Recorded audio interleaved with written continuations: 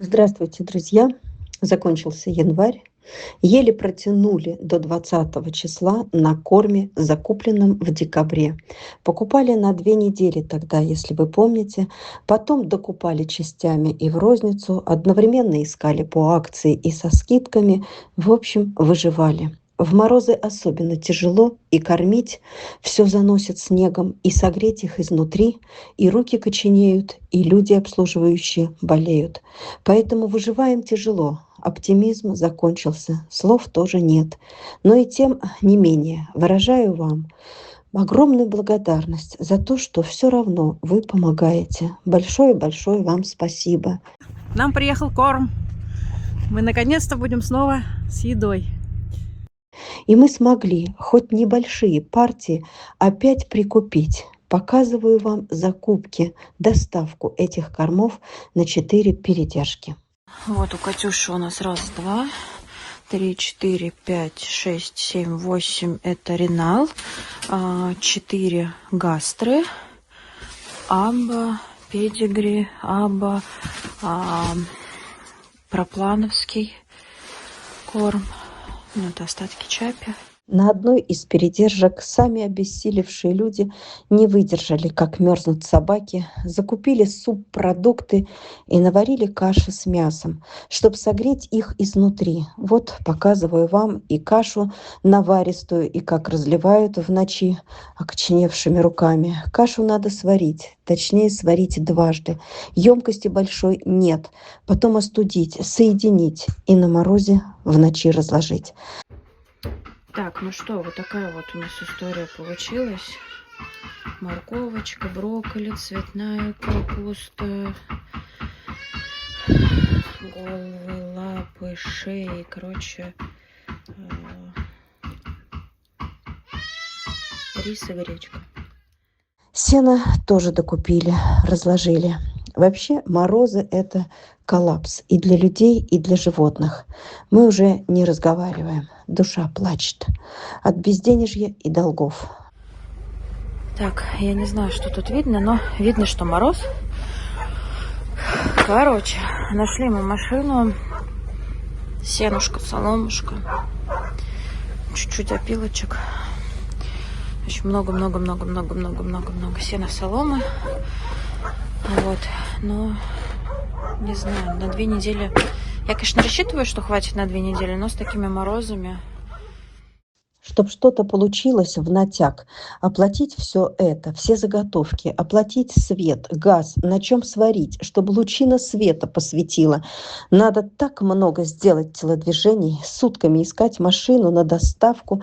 Машины отказываются ехать, или застряли в сугробах, или на небольшую сумму они не везут в этот регион, или на карте осталось 6 рублей. Как много сил и нервов уходит за кадром.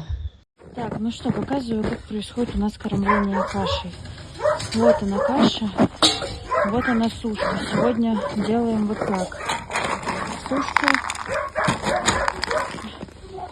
Сушка. Сушка. И сверху мы эту сушку заливаем кашей. Теплый. Ой-ой-ой, блин, в камеру плохо видно. Почему так? Потому что мне не из чего. Если бы мы сегодня кормили только кашей, завтра мне бы нечем было варить. Нечего было бы варить. Вот. И все. И у нас собачки пошли кушать каждый свою мисочку. Снимать неудобно, очень холодно. Поэтому уж как получается. Подожди, не закрывай, сейчас покажу, как у нас это выглядит. Вот, опилки. Здесь все чистенько, аккуратненько. Мишка, гаечка. Здесь очень много сена, солом. Они прям туда вовнутрь закапываются и там спят. Внимание, моя зимняя обувь единственная. Вот кроссовочки, в которых я сейчас хожу. Ну, тоже как бы вот, блин, да, все уже тоже скоро пойдут на покой. Передержки наживаются на собаках, да. Конечно, собакам поехала, купила, а себе нет. Вот она, когда постоит, видите, все разбухает. Рис, гречечка, Вот она получается, овощи. Сегодня мы кормимся вечером на ночь. Мальчики! Чтобы было потише, вот так. Сухой корм и сверху заливаем кашу. Почему так? Потому что растягиваем кашу на 2 дня. Если бы мы сегодня давали кашу, то завтра бы собаки остались без теплой каши вечером.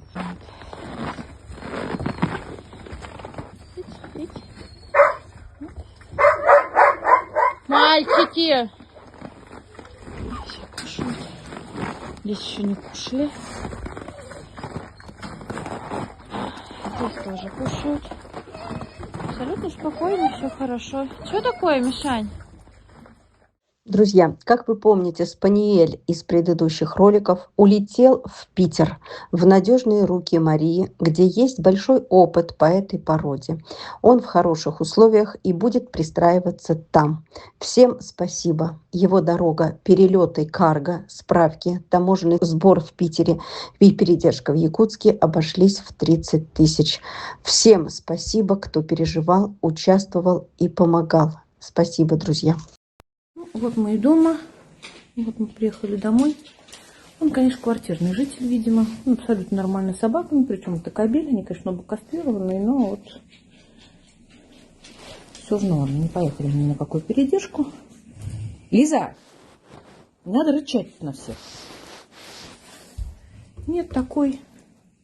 По крайней мере, пока я еще от него не слышала ни одного звука. Друзья, теперь по собаке Луне. Заживление идет полным ходом. Благодаря рукам докторов и чудодейственным накладкам, которые отдельно я заказываю и доставляют в клинику. Уже нет некроза, раны чистые, кожа стягивается. Но, увы, раны еще остаются большие. Врачи говорят, что можно было бы выписывать и домой. Но у Луны нет дома, есть только вольер, куда ей точно нельзя. Ей надо быть в чистоте и в сухости, и продолжить делать перевязки теперь это уже несложно. Обработать хлоргексидином, наложить накладку и забинтовать. Друзья, я обращаюсь к вам. Кто может взять на месяц-полтора, передержать с медуходом? Не бесплатно, по цене договоримся. Лежать в стационаре – это очень накладно. Пока я оплатила только 80 тысяч, но остается долг более 100 тысяч. И пребывание там будет усугублять и без того пустой собачий кошелек. Пожалуйста, откликнитесь, помогите, возьмите ее не навсегда, ненадолго. Пожалуйста, я вас очень прошу.